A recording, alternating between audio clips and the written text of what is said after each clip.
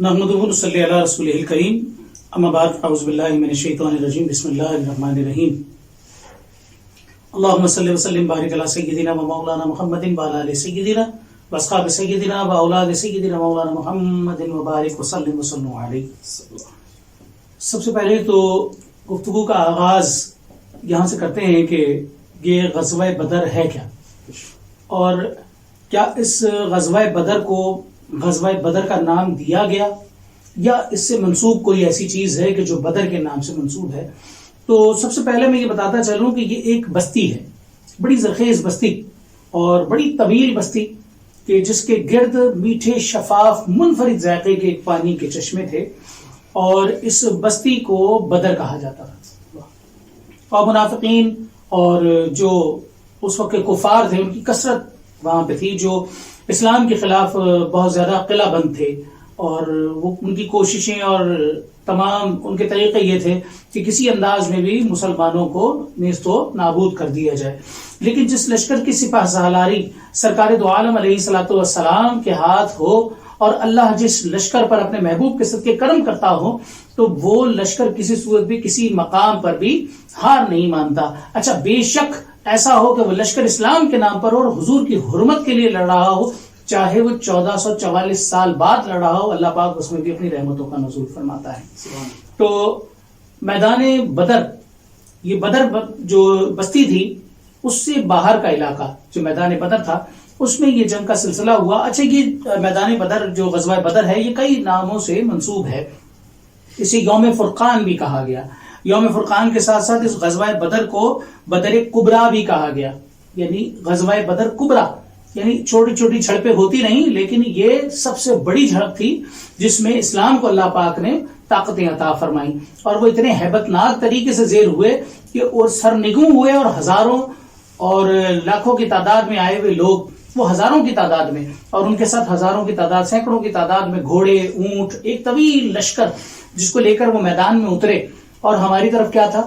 فقط 313 صحابہ کرام، اصحاب کریمہ حضور کے 313. ان 313 میں 77 مہاجرین ہیں، 200 انصار ہیں، اور صحابہ کرام ہیں. سب ملا جلا کے 313 کی تعداد بن رہی ہے. ان 313 صحابہ کریمہ کے پاس سواریاں بھی پوری نہیں، ان 313 صحابہ کرام کے پاس تلواریں بھی پوری نہیں، ان کے پاس کوئی ذرہ بختر کثیر تعداد میں نہیں، گنتی کے ذرہ بختر ہیں، اور ایسا ذرہ جو بہت مضبوط بھی نہیں، جن کو جوڑ جاڑ کے پیوند کاری کر کے تیار کیا گیا ہو. یعنی طاقت کے معاملے میں اگر دیکھا جائے تو میدان بدر میں کفار کے پاس گھوڑے بھی ہیں، اونٹ بھی ہیں، اور ان کے پاس تلواریں، ہتھیار بے انتہا ہے، طاقت بھی بے انتہا ہے. لیکن جو اللہ کی طاقت اور رسول پاک صلی اللہ علیہ وآلہ وسلم کی دعا، وہ 313 صحابہ کرام لے کے اس میدان بدر میں اترتے ہیں تو اللہ کے ہزاروں لاکھوں فرشتے بھی ان کے ساتھ میدان بدر میں اترتے ہیں. اور یہ حضور علیہ الصلوۃ والسلام کا فرمان بھی رہا کہ اس میدان بدر میں فقط صحابہ نہیں لڑے بلکہ فرشتوں نے بھی ساتھ دیا. اور یہ ہر غزوہ میں رہا. جس غزوہ میں حضور علیہ الصلوۃ والسلام رہے تو اللہ کی مدد کہیں علم تری کیف فعل ربک باصحاب الفیل کی صورت میں آتی رہی کہ ابراہا کے لشکر کو تباہ کر دیا گیا چھوٹے چھوٹے پتھروں کے ساتھ، ان چھوٹے چھوٹے پرندوں نے کہ وہ اللہ کی طرف سے بھیجے گئے. اسی طریقے سے کئی ایسی غزوات ہوئی جس میں فرشتے بذات خود حاضر ہوئے اور حضور نبی پاک کریم صلی اللہ علیہ وسلم کی سپہ سالاری میں جنگ میں شامل رہے. تو اس غزوہ میں بھی یقین کامل ہے کہ اللہ کی مدد اس انداز میں پہنچی. پھر اس غزوہ میں اللہ پاک نے ان 313 کو ہی کیوں منتخب کیا کہ رسالت مآب؟ ان میں کئی ایسے تھے جو اسیران تھے، اسیران سے آزادی کرنے کے بعد وہ اس لشکر میں شامل ہوئے تو 313 مکمل ہوئے، جن میں کئی صحابہ کرام تھے اور کچھ مہاجرین تھے.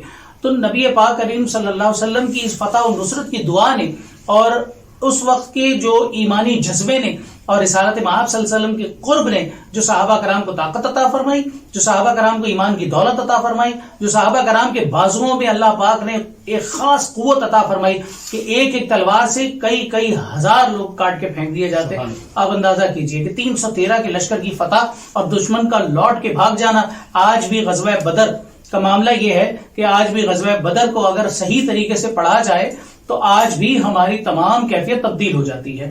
اور فقط یہاں معاملہ ختم نہیں ہوتا کہ جو غزوہ بدر کے شہداء رہے یا غزوہ بدر میں جو غازی ہوئے، اس کے بعد بھی خلفائے راشدین کے دور میں بھی ان کے ساتھ اللہ رب العزت کے حبیب محبوب کریم صلی اللہ علیہ وسلم کے حکم پر ایک الگ سے سلسلہ رکھا گیا.